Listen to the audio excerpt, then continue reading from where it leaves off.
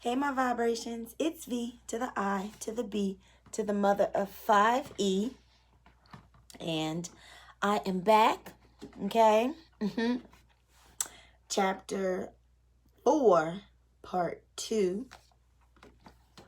And I don't know if you guys remember, I told you I have a couple of these books. Well, I was upstairs and I found this one, and this is The Power of Intention, but it's the colorful version. So I'm going to read from this one today. So this is just like, it's the same exact book, except it has illustrations and it's colorful. And I wanted to see how I read from this one versus the black and white one because, you know, he told me I can take my glasses off to read. That was a lie. But Dr. Wayne Dyer, The Power of Intention, Learning to Co-Create Your World Your Way. Okay. We left off on number 4, chapter 4. So we are number 4. Thinking about what they want for you. There's probably a long list of people, most of them relatives, who have strong ideas about what you should be doing, how you should be thinking and worshiping, where you should be living, how you should be scheduling your life, and how much of your time you should be spending with them, especially on special occasions and holidays. Our definition of friendship thankfully excludes the manipulation and guilt that we so often put up with in our families.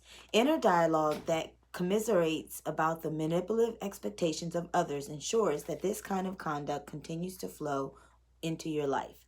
If your thoughts are on what others expect of you, even though you despise their expectations, you'll continue to act on and attract more of what they want and expect for you. Removing the obstacle means that you decide to shift your inner speech to what you intend to create and attract into your life. You must do this with unswerving intent and a commitment to not giving mental energy to what others feel about you, about how you live your life. This can be a tough assignment at first, but you'll welcome the shift when you do it. Practice catching yourself when you have a thought of what others want for you and ask yourself, does this expectation match up with my own? If not, simply laugh at the absurdity of being upset or frustrated over the expectations of others about how you should be running your life.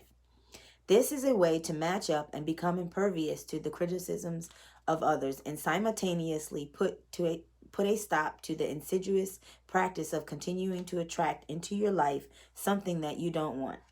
But the big payoff is that these critics realize that their judgments and critiques are pointless, so they simply desist.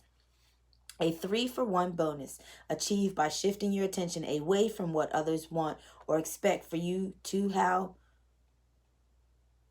you want to live your life. Here are a few examples of how to win at the match game. No match. I'm so annoyed with my family. They just don't understand me and they never have. Match. I love my family. They don't see things my way, but I don't expect them to. I'm totally focused on my own intentions and I send them love. No match. I make myself sick trying to please everyone. Match. I'm on purpose and doing what I signed up to do in this lifetime. No match. I feel so unappreciated by those I serve that it sometimes makes me cry. Match. I do what I do because it's my purpose and my destiny to do so. No match. No matter what I do or say, it seems as if I can't win. Match. I do what my heart tells me to do with love, kindness, and beauty. Your level of energy, match or no match.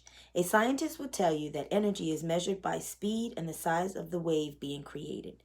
The size of the wave is measured from low to high and slow to fast.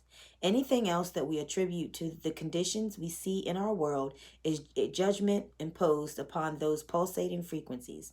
That being said, I'd like to introduce a judgment of my own here. Higher energy is better than lower energy. Why? Because this book is written by a man who stands for healing, love, kindness, health, abundance, beauty, compassion, and similar expressions. And these expressions are associated with higher and faster energies. The impact of higher and faster frequencies on lower and slower frequencies can be measured, and it's in this regard that you can make a huge impact on eradicating the energy factors in your life that are obstructing your connection to intention. The purpose of moving up the frequency ladder is to change your vibratory level of energy so that you're at the higher and faster frequencies where your energy levels matches up with the highest frequencies of all, the energy of the all-creating spirit of intention itself. It was Albert Einstein who observed, "Nothing happens until something moves." Everything in this universe is a movement of energy. Higher, faster energy dissolves and converts lower, slower energy. With this in mind, I'd like you to consider yourself and all of your thoughts in the context of being an energy system. That's right, you're an energy system. Not just a system of bones, fluids, and cells, but actually a multitude of energy systems encapsulating an inner energy system of thoughts, feelings, and emotions. This energy system that you are can be measured and calibrated. Every thought you have can be energetically calibrated along with its impact on your body and your environment. The higher your energy, the more capable you are of nullifying and converting lower energies, which weaken you, and impacting in a positive way everyone in your immediate and even distant surroundings. The objective in this section is to become aware of your own energy level and the actual frequencies of thought that you regularly employ in daily life. You can become proficient at raising your energy level and permanently obliterate energetic expressions that weaken or inhibit your connection to intention.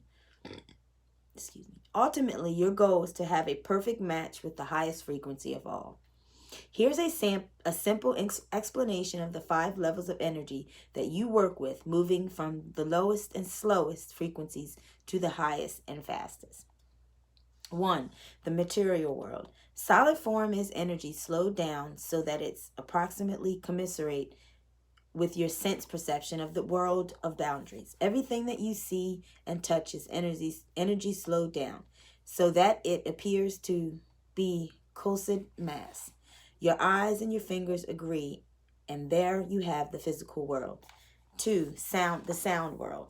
You seldom perceive sound waves with your eyes, but they can actually be felt. These invisible waves are also high, low, and fast, slow. This sound level of energy is where you connect to the highest frequencies of spirit through the practice of japa meditation, or the repetition of the sound of God, as I've written about extensively in Getting in the Gap. Number 3, the light world. Light moves faster than the material world and faster than sound, yet there are no actual particles to form a substance called light. What you see as red is what your eye perceives a certain pulsating frequency to be, and what you perceive as violet is an even faster and higher frequency. When light is brought to darkness, darkness becomes light. The implications for this are startling. Low energy, when faced with higher energy, experiences an automatic conversion. Number 4, the thought world. Your thoughts are an extremely high frequency of pulsation that moves beyond the speed of sound and even light. The frequency of thoughts can be measured, and the impact that they have on your body and your environment can be calculated. Once again, the same rules apply. Higher frequencies nullify lower, faster energies convert slower.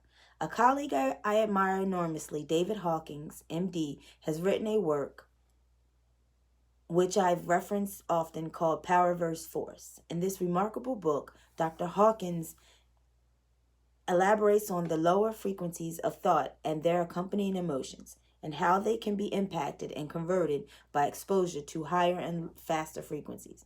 I urge you to read this book, and I'll present some of those findings in the section on raising your energy levels. Every thought you have can be calculated to determine if it's strengthening or weakening your ability to reconnect to the highest and fastest energy in the universe. Number 5, the spirit world. Here's the ultimate in energy. These frequencies are so supersonically rapid that the presence of disorder, disharmony, or even disease is impossible. These measurable energies consist of the 7 phases of intention written about throughout the pages of this book. They are energies of creation.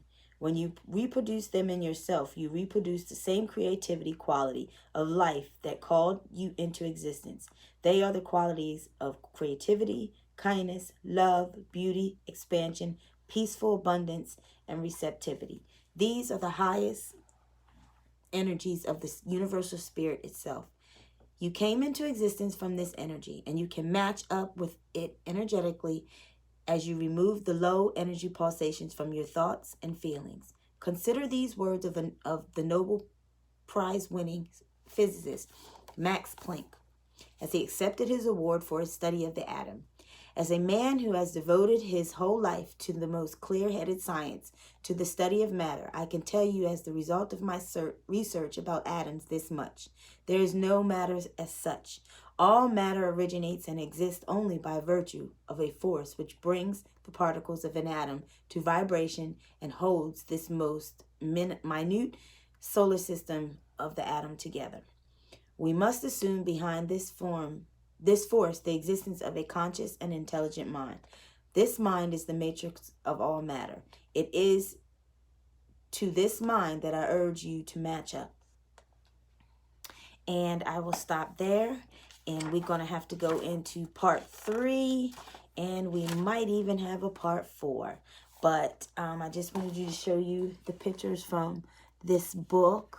Okay, so it's just like a picture book, just full of colors. It's the same breakdown of it. It's just got a whole bunch of different colors and the introduction that I read you from each chapter. I thought it was just really cool when I saw it, so I was like, yeah, okay, I'll go ahead and grab it. So I'll see you guys for chapter 4, part 3 tomorrow. And you guys have a great night.